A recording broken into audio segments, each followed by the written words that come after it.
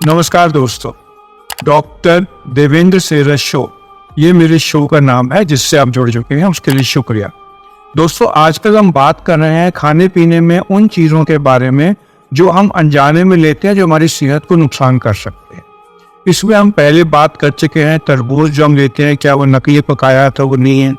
हम आम पर बात कर चुके हैं, हम दूध पर बात कर चुके हैं कि जो हम दूध पीते हैं क्या वो एडल्ट्रेटेड है या ठीक है। हम पनीर पे बात कर चुके हैं। तो आज हम बात करेंगे हम रोज़मर्रा ज़िंदगी में जो कोल्ड ड्रिंक पीते हैं, जो हम Campa cola, Thums Up, Coke, Pepsi, Fanta, Mirinda, Limca, ये जो हम शौकिया पीते हैं, तो क्या ये हमारी सेहत के लिए अच्छी हैं या ये नुकसान करती हैं, और हम इनको क्यों लेते हैं? अगर कभी आपने सोचा है इस बारे में तो इसके ऊपर हम चर्चा करेंगे। देखो, दुनिया भर में कोक या पेप्सी उनके वेबसाइट के हिसाब से कोई 2 बिलियन डेली बिकती है और पूरी दुनिया में इसका प्रचलन है। समझो कि प्रैक्टिकली हर कंट्री में ये बिकती है। मेरे ख्याल से केवल क्यूबा में नहीं है और नॉर्थ कोरिया में नहीं है, और इसका इतना ज़्यादा यूज़ होता है कि इसके बारे में बात करनी बहुत ज़रूरी है। आप अगर किसी दुकान पे जाएं, वहाँ पर थम्स अप भी पड़ी है, कोक भी पड़ी है, पेप्सी भी पड़ी है, तो आपकी क्या इच्छा होती है पीने की? कभी आपने सोचा ऐसा क्यों है?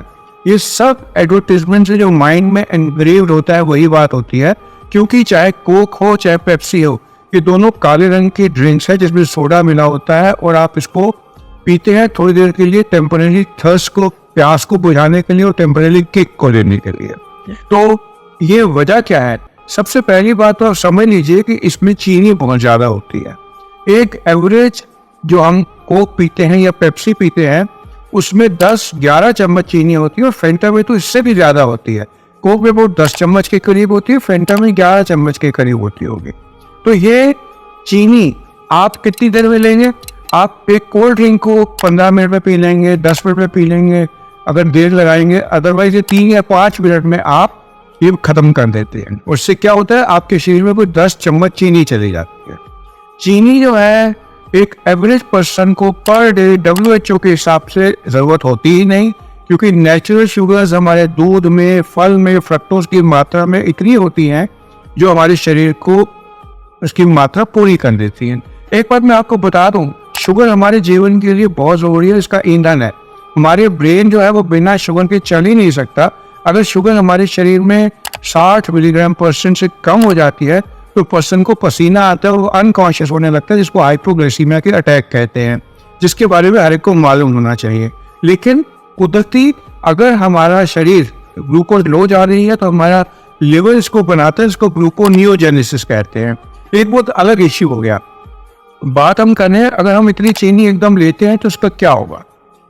चीनी हमारे पहले, सबसे पहले ये कोक या पेप्सी या फेंटा हमारे पेट पे जाएंगी, हमारे इंटेस्टाइन में जाएगी, और वहाँ पर एक रिसेप्टर होते हैं जिनको SGLT1 रिसेप्टर कहते हैं, जिससे ये glucose against the concentration gradient absorb होती है, और एकदम ब्लड में ग्लूकोज के बढ़ने से इंसुलिन रिलीज होती है। मैं एक नॉर्मल इंडिविजुअल की बात कर रहा हूँ, डायबिटीज में भी चाहे सच है, बट थोड़ी सी वेरिएशन हो जाती है। तो इंसुलिन रिलीज होने से क्या होता है, इंसुलिन पीक आता है। अगर खाली पेट आपको भूख लग रही है, प्यास लग रही है, आपने ग्लूकोज लिया तो आपकी शुगर जो पहले 100 थी बढ़ के 140 हो जाएगी, फिर इंसुलिन रिलीज होगी, इंसुलिन रिलीज होने से शुगर फिर लो हो जाएगी।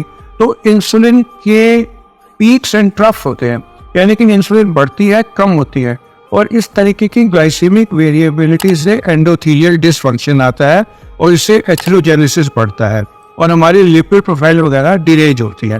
और अगर ये ग्लूकोज हमारे शरीर को जितनी मात्रा है उससे ज़्यादा जाएगा तो ये ग्लाइकोजन में कन्वर्ट होकर हमारे लिवर में जाता है, हमारे एडिपोज टिश्यू में जाता है, और फैट में कन्वर्ट हो जाता है। एक कॉमन मैन को बस इतनी फिक्र है, क्या हुआ, थोड़ा मोटा ही तो हो जाएंगे, कैलोरीज एक्स्ट्रा जाएंगे, बट ऐसा नहीं है। आपको इंसुलिन की वेरिएबिलिटी आएगी, शरीर में एडिपोज टिश्यू बढ़ेगा, फैटी लिवर होगा, और स्टडीज कहती है कि इस तरीके की एंडोथेलियल डिसफंक्शन से हार्ट की प्रॉब्लम, ब्लड प्रेशर की प्रॉब्लम वगैरह सब बढ़ जाती है। तो सबसे पहले तो नुकसान ग्लूकोज का ये होता है। फिर क्या हुआ कि इस बात को ज़्यादा उठाया गया, तो इन कंपनीज ने कोला लाइट बना दी, डाइट पेप्सी बना दी, जिसके अंदर हम हिंदी में कहते हैं कृत्रिम मधुरक, यानी कि आर्टिफिशियल स्वीटनर्स होते हैं। ये आर्टिफिशियल स्वीटनर से कई लोग जो बहुत हेल्थ कॉन्शियस होते हैं, वो कोला लाइट पीना शुरू कर दिया और डाइट पेप्सी वगैरह पीनी शुरू कर दी। लेकिन 2023 में मैं के इशू में WHO ने अपनी गाइडलाइन जारी की थी, जो उस समय तो थोड़ी बात हुई थी, लेकिन आजकल उसके बारे में कोई जिक्र नहीं करता कि जितने आर्टिफिशियल स्वीटनर्स होते हैं जिनमें स्टीविया भी उन्होंने इंक्लूड किया, इन सबसे हमारे इंटेस्टाइन का जो फ्लोरा है, माइक्रोबायोटा जिसको हम कहते हैं, वो चेंज होता है, जिससे कि हमारे को डायबिटीज बढ़ने का चांस बढ़ जाता है। मैं दोबारा बोल दूं, आर्टिफिशियल स्वीटनर लेने से हमारे इंटेस्टाइन का माइक्रोबायोटा, जो इंटेस्टाइनल फ्लोरा होता है, वो चेंज होता है, जिससे डायबिटीज होने का चांस बढ़ जाता है, ब्लड प्रेशर होने का चांस बढ़ जाता है, मोटापा ज़्यादा होता है, और जो मोटे लोग होते हैं उनमें कैंसर 11 से 12% ज़्यादा होता है। तो आर्टिफिशियल स्वीटनर कोई आंसर नहीं होता अगर आप मीठा नहीं लेते। सबसे पहले तो हमने इसकी ये साइड इफेक्ट बात कर ली, फिर अगर हमने ये भी बात कर ली कि आर्टिफिशियल स्वीटनर से क्या नुकसान हो सकता है। अब जितनी ये काली ड्रिंक्स होती हैं, चाहे थम्स अप हो गया, टेस्ट द थंडर, या जो ठंडा मतलब कोका कोला ये हो गया, इन सब में मिला क्या होता है, एक फॉस्फोरिक एसिड मिला होता है, एक सिट्रिक एसिड मिला होता है। क्योंकि इतनी ज़्यादा शुगर में कोई बैक्टीरिया वगैरह ना आ जाए, ये सेफ रहे, तो इसके लिए ये मिला होता है, इसको लेने से नौजिया की फीलिंग जो इतनी ज़्यादा चीनी इकट्ठे लेने से नहीं आती, लेकिन कुछ स्टडीज कहती है कि इससे कार्सिनोजेनिक इफेक्ट आता। तो ये इसका दूसरा साइड इफेक्ट हो गया। अब कई लोग कहते हैं कि तीसरा इसमें कैफीन होता है। कैफीन जो है ये हमारी सेहत को एक एडिक्शन लाता है। कई लोग कॉफ़ी का बात हो रहा है, कॉफ़ी पीने में कुछ स्टडीज कहते हैं कि हार्ट के लिए वो बेटर होती है, क्योंकि वो नेचुरल प्रोडक्ट होती है, अगेंस्ट इस तरह के आर्टिफिशियल सिंथेटिक प्रिजर्वेटिव वगैरह मिला के इस तरह के ड्रिंक बनाने का। तो अब एक और बात है कि जो शुगर है, इसको माना जाता है कि ये एक एडिक्टिंग चीज़ है। इसकी एडिक्शन कोकेन जितनी होती है, जैसे ड्रग्स की एडिक्शन होती है, वैसे इसकी होती है।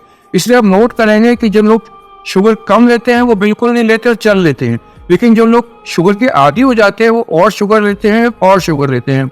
और अनफॉर्चुनेटली कंट्रीज लाइक इंडिया, जो थर्ड वर्ल्ड कंट्रीज में आती हैं, हम अपने आप को डेवलपिंग नेशन या वर्ल्ड पावर कहने लगे हैं, लेकिन हमारे यहाँ अभी भी जो मिलते हैं खाने पीने की चीज़ें वो यूरोप से डिफरेंट होती हैं।